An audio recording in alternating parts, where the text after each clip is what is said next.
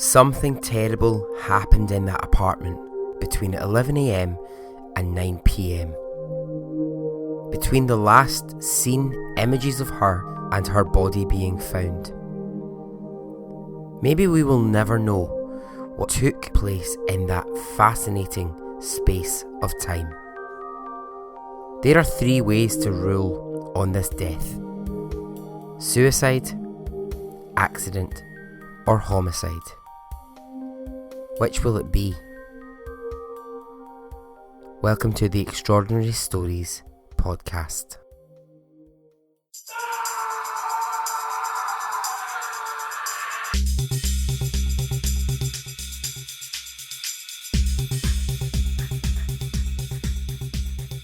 Hi, hello, welcome, how are you? It's me, Barry Henderson. Welcome along if this is your first episode, if this is the first time you're hearing Extraordinary Stories. Are you good? Are you well? I am. Thanks if you've been in touch with me. Yeah, thanks to everyone who's got in touch. It's been really nice. I must shout out a couple of people who have made direct contact with me. So I'll shout out the Grim Horror podcast. Their shout out on Twitter was lovely, and the Knuckleheads podcast.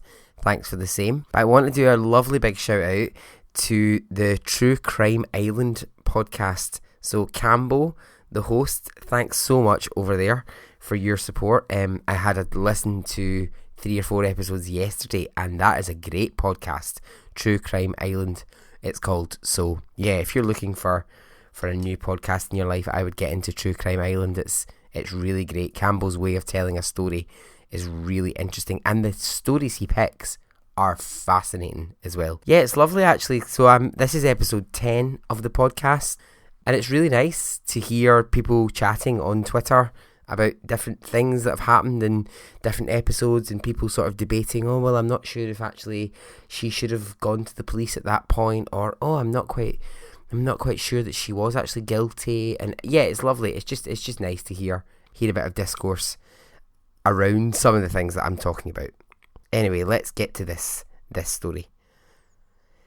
The story in this episode came to me actually through another podcast, and it's a wonderful podcast called Phoebe's Fall: The Short Life and Brutal Death of Phoebe Handsjuk. Now, some of you might know this story. It's a very famous Australian case. Some people might not know it. If, when I tell you this story and you are interested in it, I recommend that you go and you find Phoebe's Fall, the podcast. It breaks it down so beautifully. There's also an amazing book called Into the Darkness by Robin Bowles. This is a sinister and a baffling death. Now, I always say with the stories that I pick that these are stories that stay with me, and that's why I include them in the podcast. But this one is firmly rooted in my brain because of the sheer madness of it and the just utter tragedy of it. So, this is the story of Phoebe Handsjuk. I hope you enjoy it. Okay? Let's go.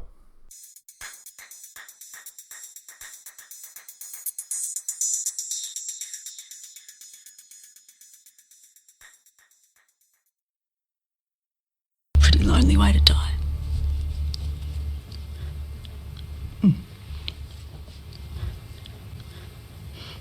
And she obviously fought to get out of there. It's not really the sort of thing that a person who is intent on killing themselves, either accidentally or... I wouldn't do that. But she was a fighter.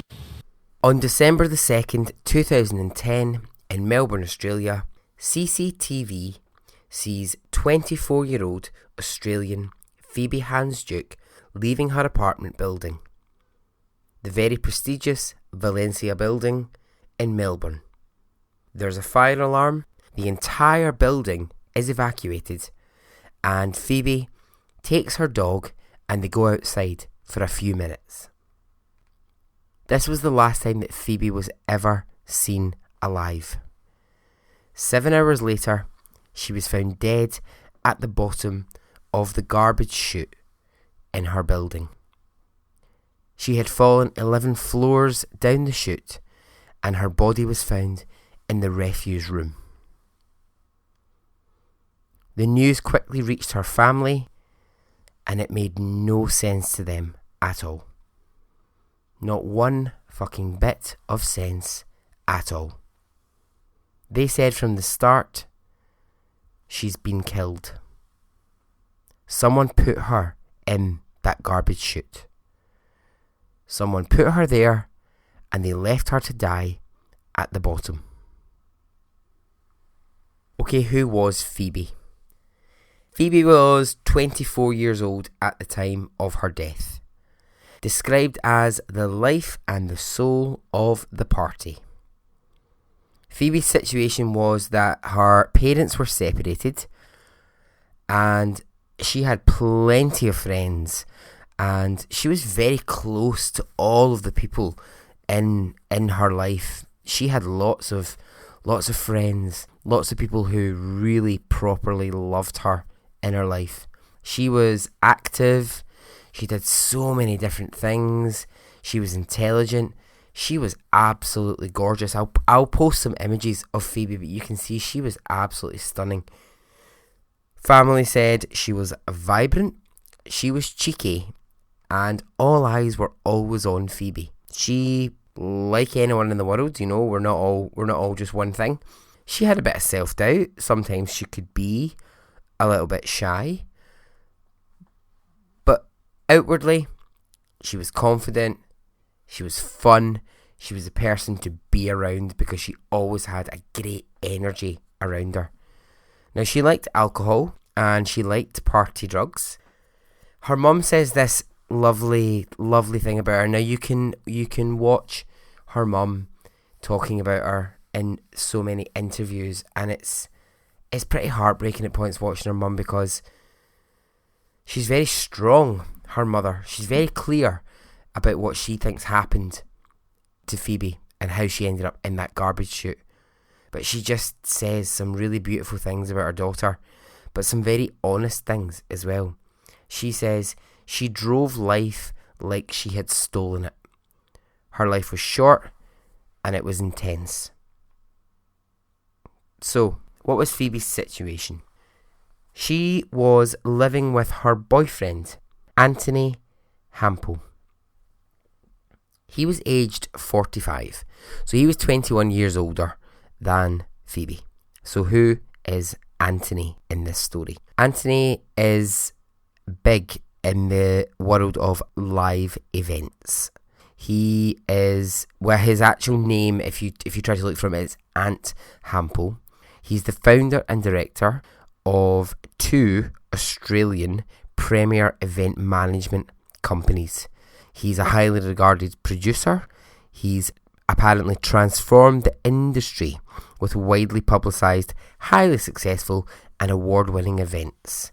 His website, if you go onto his website, it shows you all the people that he's worked with, and it's a whole host of celebrities that include Kylie Minogue, Baz Luhrmann, Bill Clinton, Nicole Kidman, at one point Michael Jackson, Prince, Paris Hilton, Charlize Theron, Basement Jaxx, Jamie Oliver. So a huge, massive, wide range of celebrities that he has represented for different events. From what I can kind of understand from it, I think it's things like when these people have an event where they're promoting a new product or a new film or a new album or, you know, a new TV show or a new book.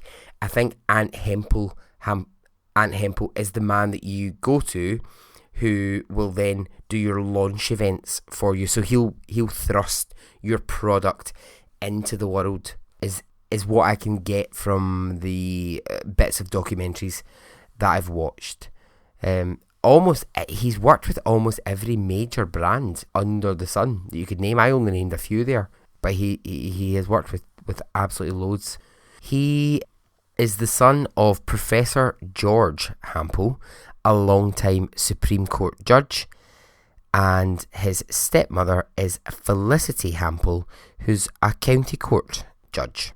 He has a sister Now, I'll mention the sister just at this point because she comes back into the story later. Not in a huge way, but she's relevant. She's relevant to mention at this point. Back to Phoebe.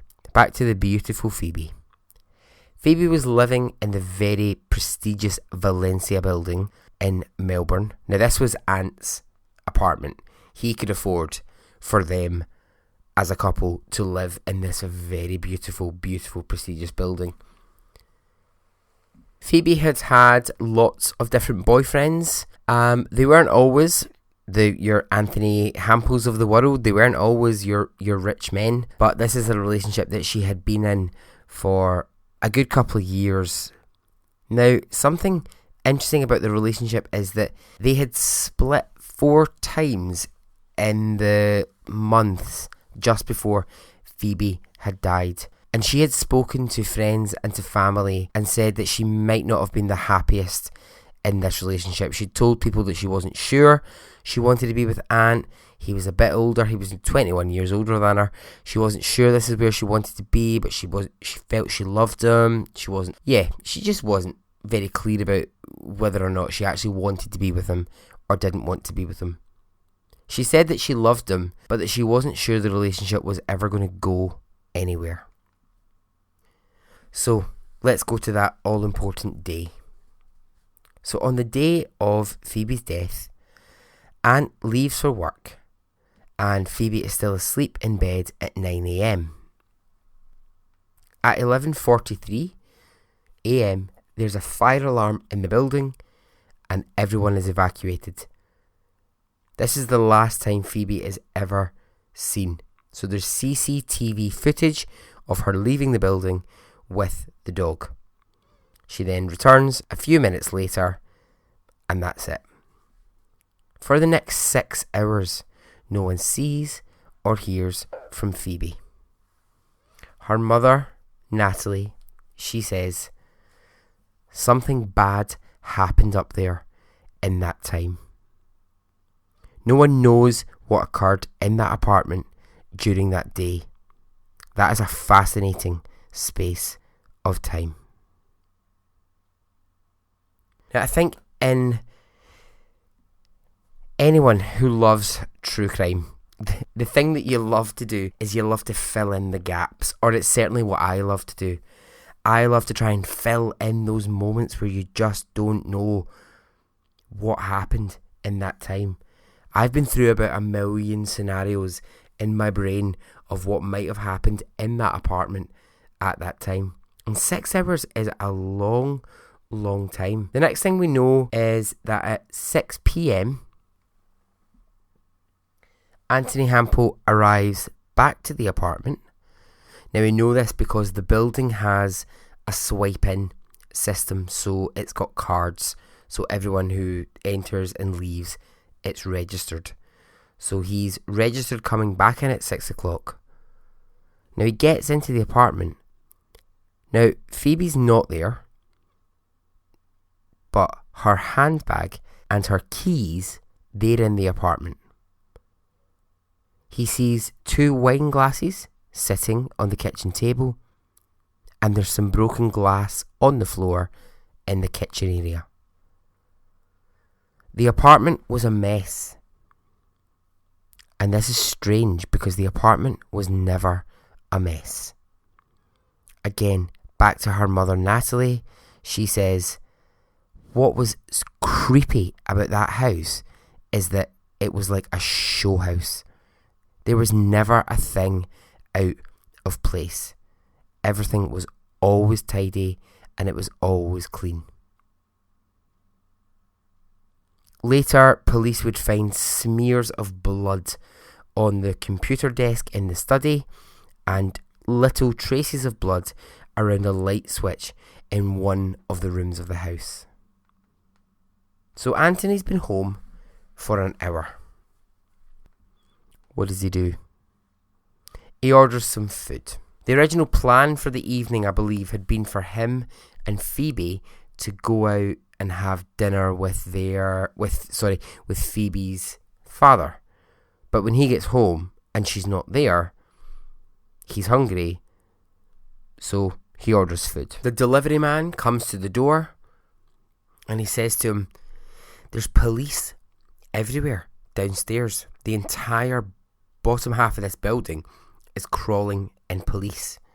So at this point, Anthony decides it's time to go down, speak to someone from the police, and report that Phoebe could be missing. Around 9 p.m. that evening, the concierge goes into the refuse room of the building and finds Phoebe's body on the floor.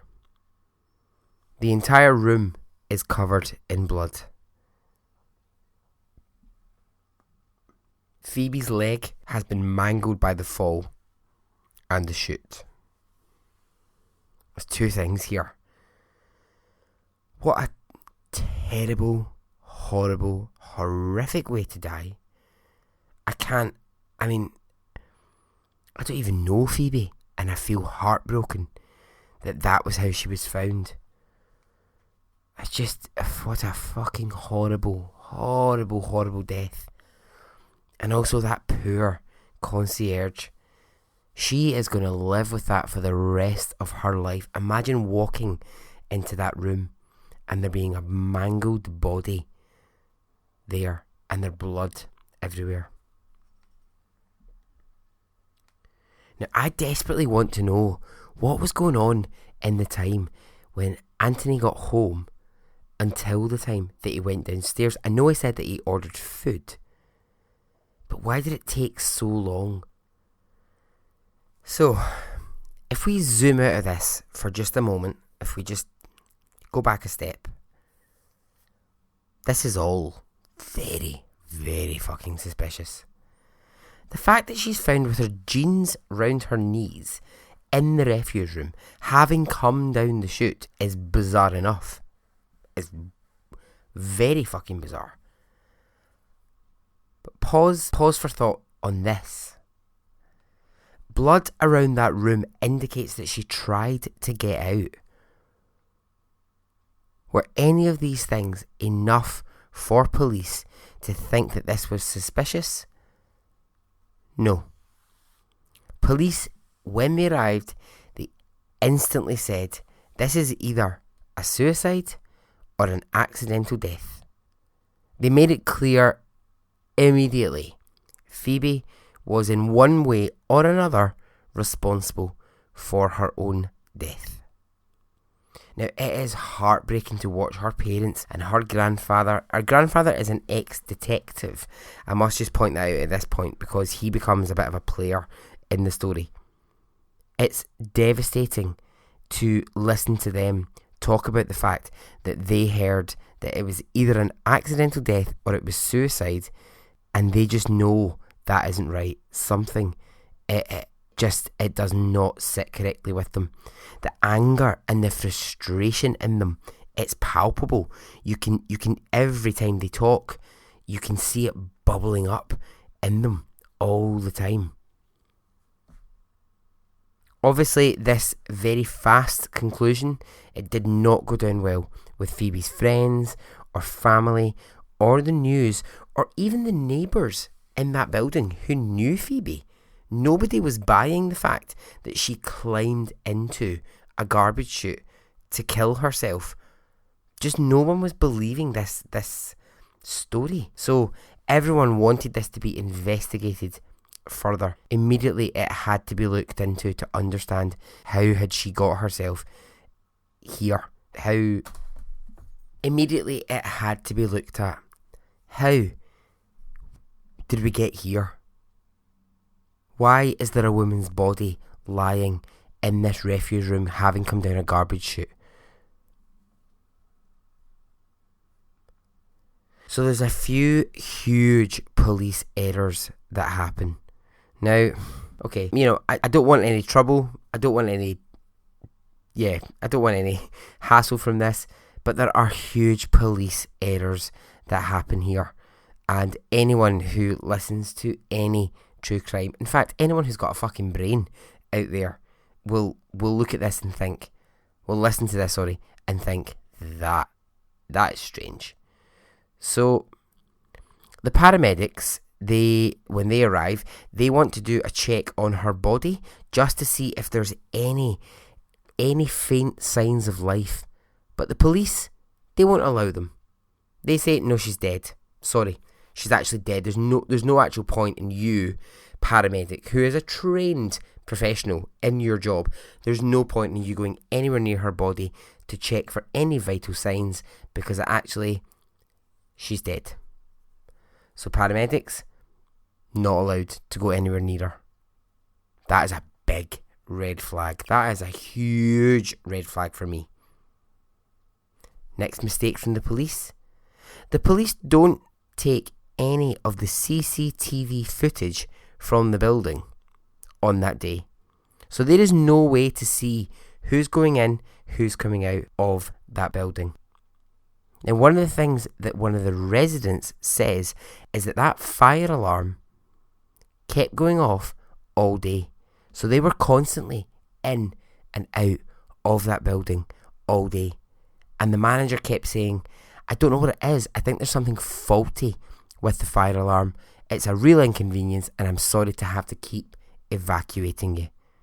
Now, make of that what you will, but in my brain, I'm like, that's a fucking easy way to get people in and out of that building when they don't have to do a swipe card. Because the minute a fire alarm goes off, those systems just don't come into play at all. You could literally join a crowd of people outside and walk in quite easily. Mistake number 3. They don't take Phoebe's phone. They don't look at the computer. They don't even work out who might she have spoken to that day. There is no investigation into what was her activity on that day. Why the fuck not? Why are they not looking and going, what was her activity? Mistake number 4, and this one is just stupid. This is just so stupid. See, the blood that I mentioned earlier on in the apartment was never tested. So they found blood at the computer desk. They found blood round the light switch. Never fucking tested. Now, I have to ask why that happened. And this is just an opinion. And I don't, like I said, I'm not saying I know what I think happened here, but I think it's suspicious. And I think it's interesting to remember that the first thing when a person dies, the first thing police will look at is, who is that person's partner? Who is the closest person to them? And obviously the answer is Anthony Hampel. But Anthony Hamp's parents are extremely high up judges. They are well connected in law. I've taken quite a lot of time to process that. I just think it's very interesting that their son gets tangled up in a bizarre death and he never gets questioned. He never gets asked any questions about it. Certainly not by anyone in law. Of course, Phoebe's family, Phoebe's friends, the news, the media, everyone's looking at him. But he's never asked to explain, really, where were you on that day?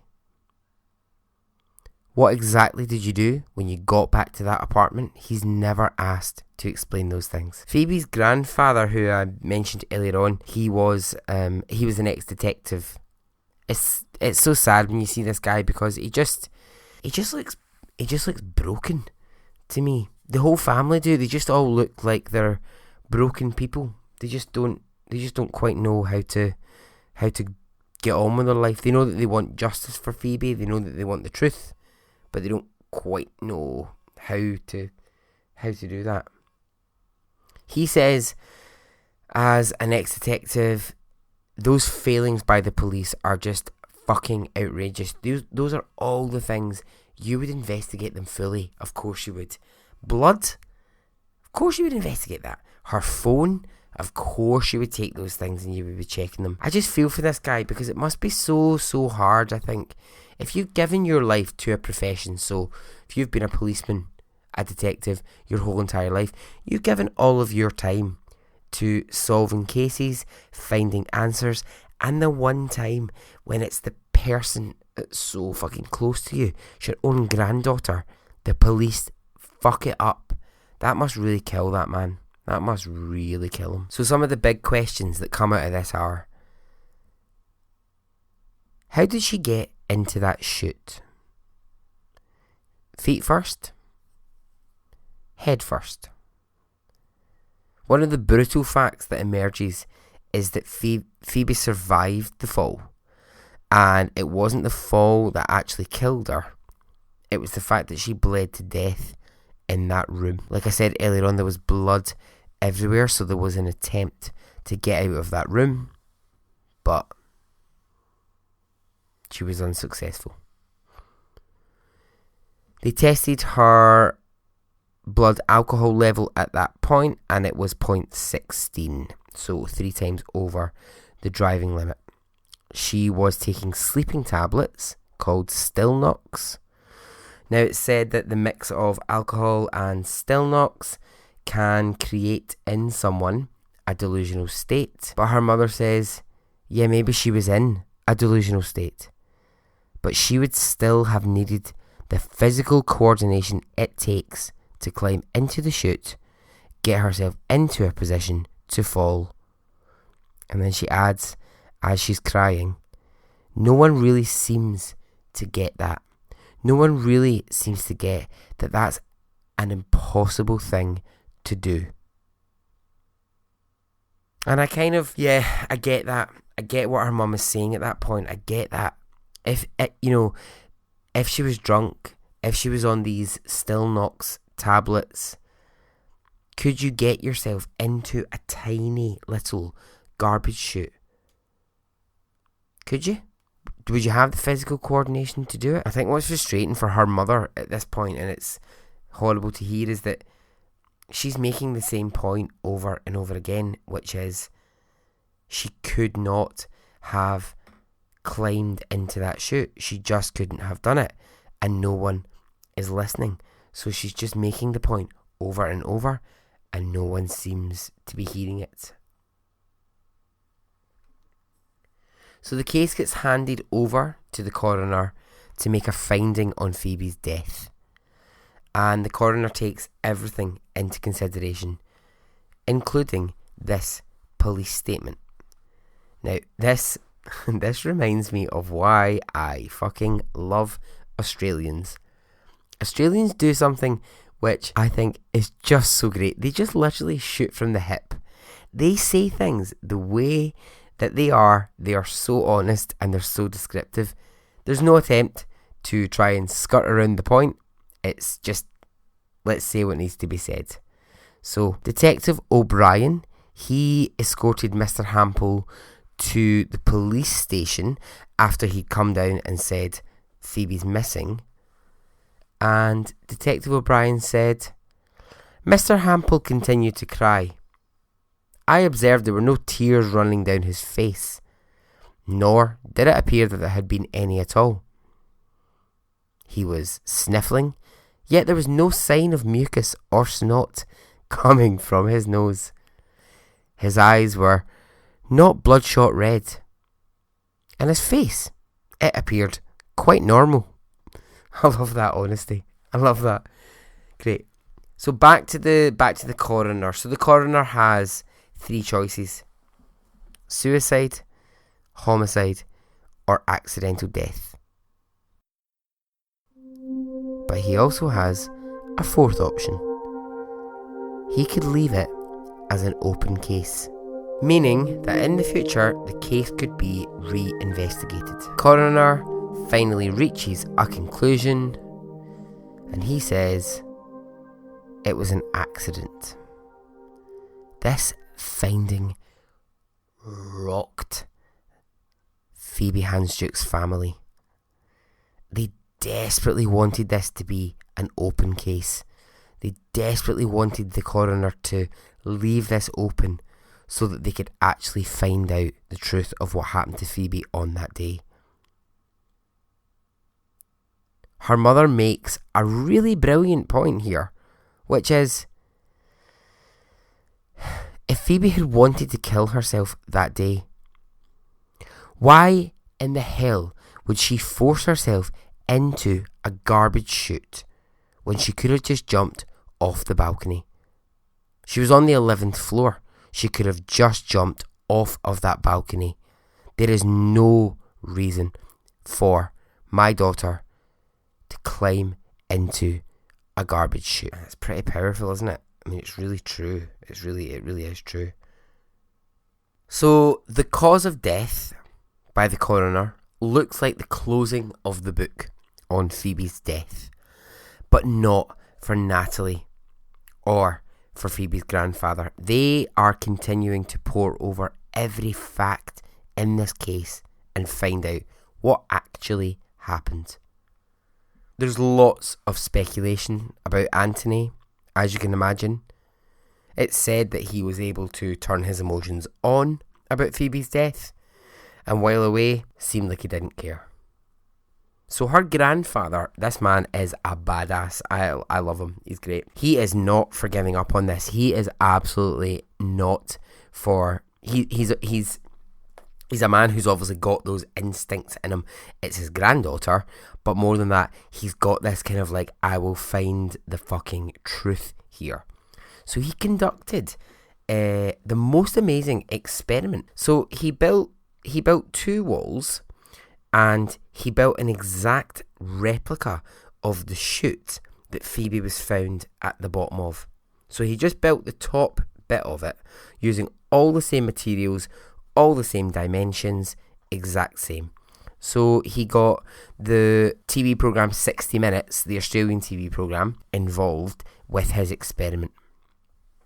So they come along, and the replica that he builds, it's only 1 foot off the ground, but what he's trying to prove is that actually it's physically impossible for a person to manoeuvre themselves into that chute. It just cannot be done.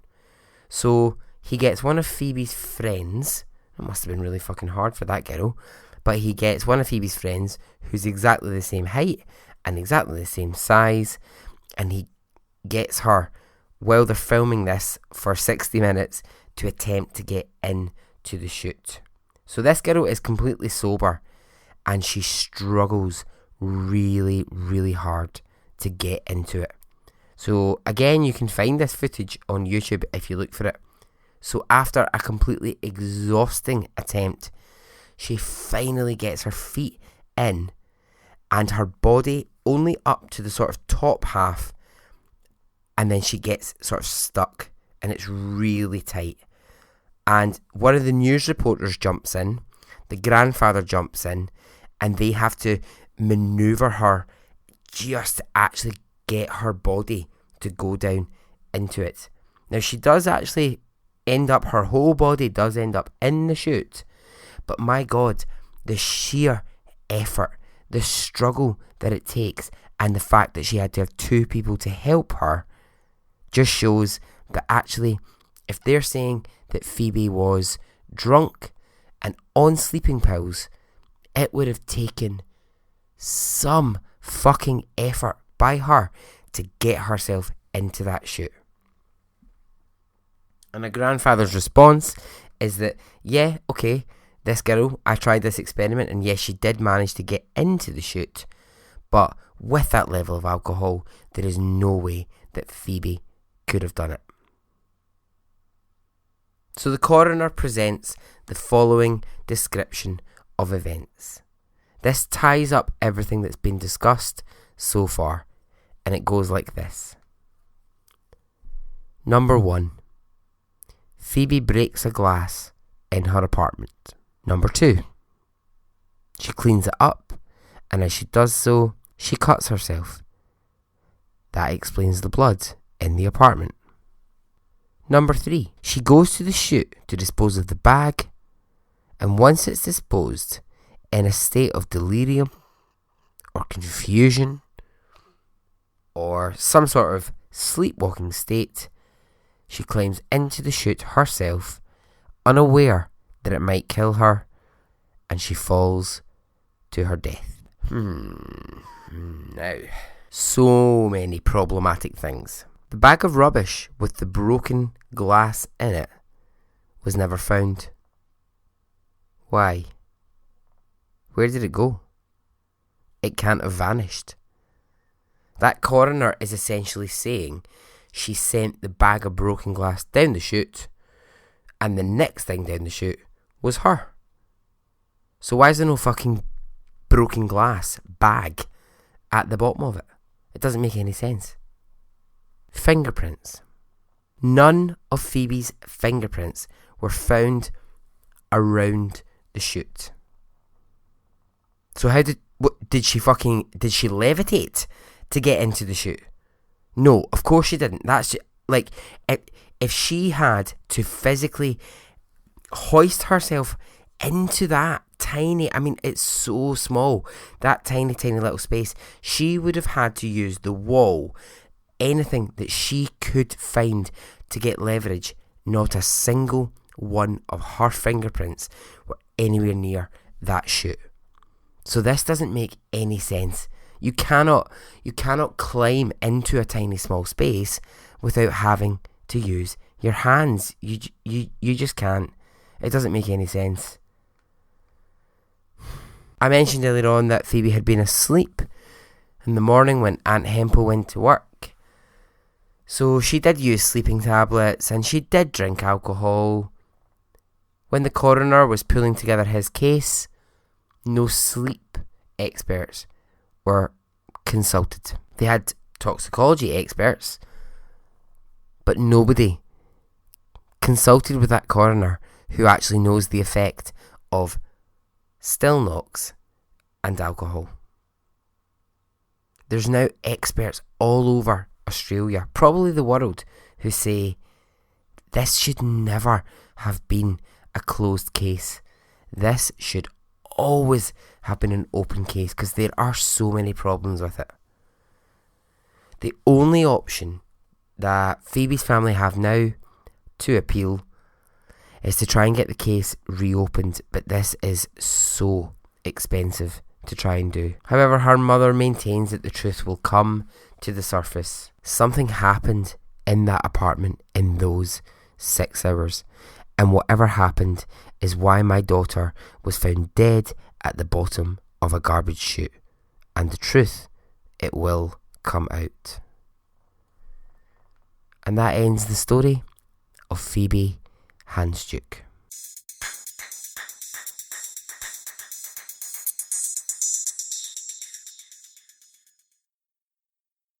I couldn't believe it. I still struggle 6 years. I struggle to believe that Phoebe's dead. Our family, it will never be the same. My other children, their lives will never be the same. Do you remember the words that were used to tell you that Phoebe had died? Something like, Dad, I've got some horrible news for you. Phoebe's dead. It was something as simple as that. To me, right from the start, someone's put her in there. With the intention to do what to her? To kill her. It was a short but intense and, dynamic life she led. And it had its ups and downs, and she drove it like she stole it. She stole it at full speed. Yeah, she did. She was conflicted. She was trying to get away from a relationship that she wasn't totally happy in. She had quite strong feelings for the fellow she was with, but at the same time she recognised that it was going nowhere and she wanted to get out of there. Something bad happened. I think something bad happened up there. Pretty lonely way to die.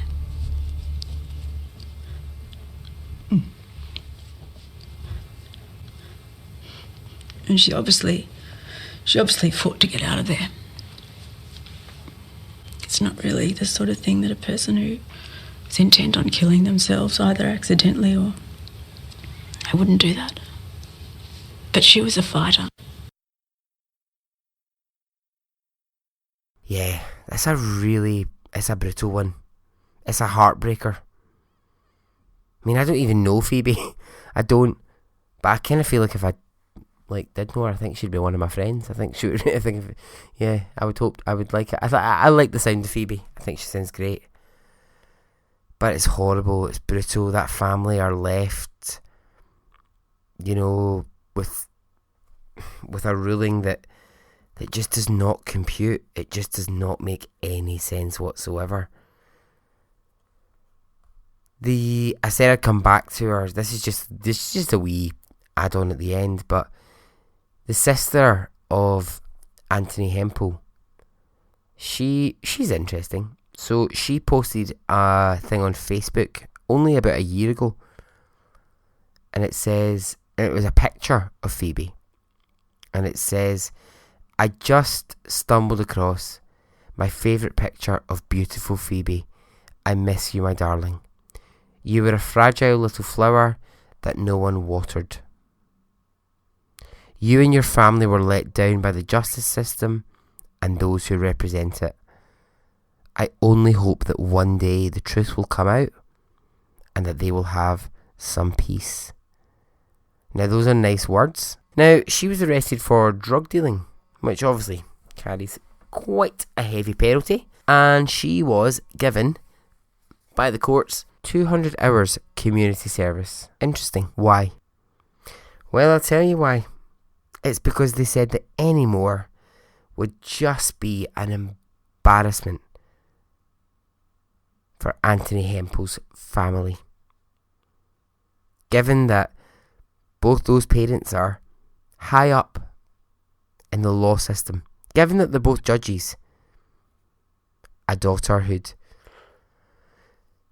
been caught drug dealing, that would be an embarrassment. Imagine what it would be like for them if it turned out their son was involved in a murder. So what do you think happened?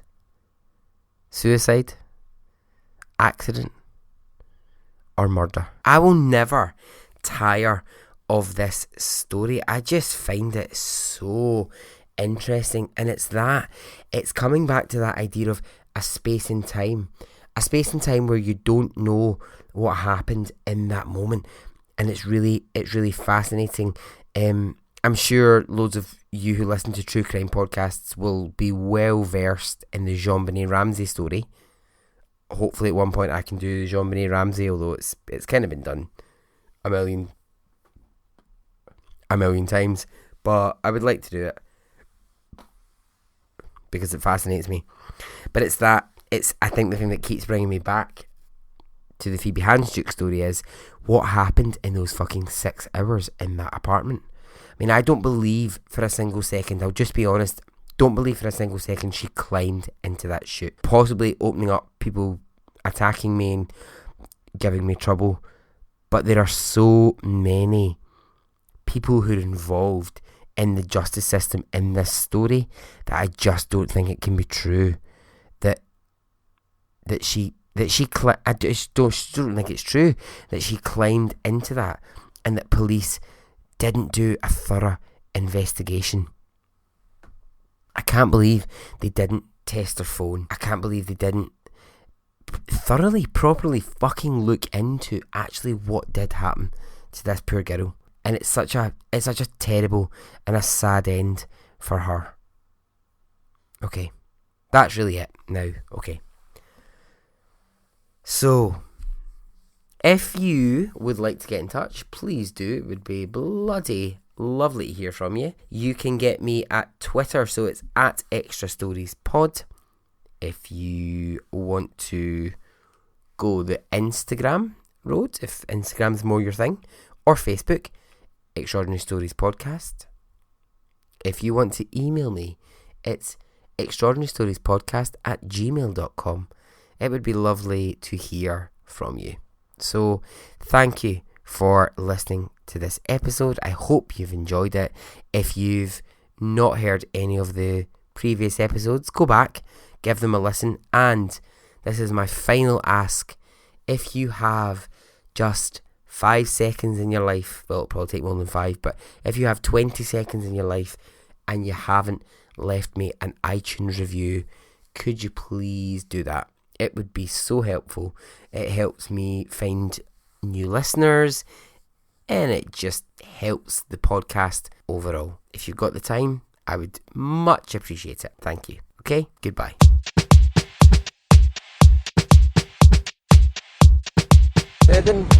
It didn't affect me really one way or the other.